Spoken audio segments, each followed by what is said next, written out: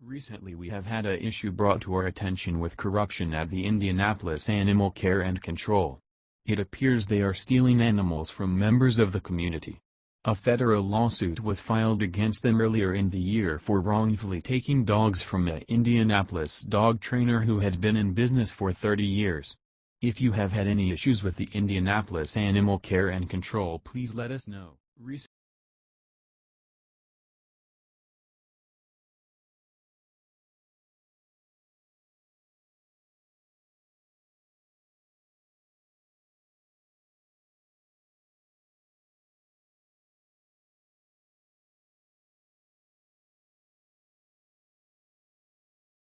An Indianapolis pet training center has filed suit against the city of Indianapolis, saying dozens of dogs were unlawfully seized in a raid last month. The sweep happened November 5th.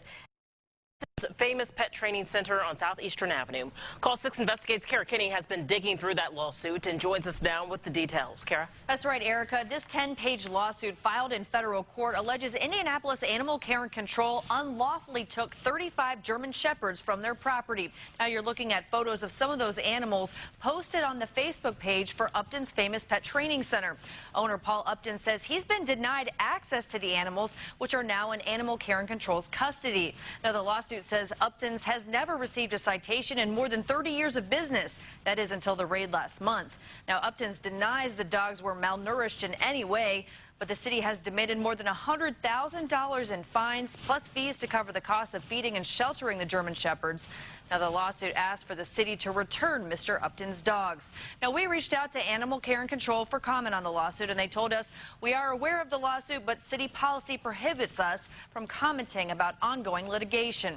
Now, the city of Indianapolis filed 37 violations against the kennel. Those citations will come up in a jury trial next month. But in the meantime, Upton is not allowed to board any animals at his training facility, but he is allowed to hold dog training sessions. I'm Call 6 investigator Kara Kinney. Only tonight on RTV6, from our Call 6 investigators, a public safety official is fired. Marcus Brown, the deputy chief at Indianapolis Animal Care and Control, got the axe on Friday. It's the second big disciplinary action for a higher-up at that agency so far this year, and the latest in a string of turnover at the embattled department. Call 6 investigator Kara Kinney broke the story, joining us live right now from the city shelter. Kara. The head of Animal Care and Control, Dan Shackles, served a 2-day suspension back in January for misconduct, and now we're learning that his deputy chief, Marcus Brown, was fired on Friday. Now, all of this turmoil and turnover is raising some concerns in the animal welfare community.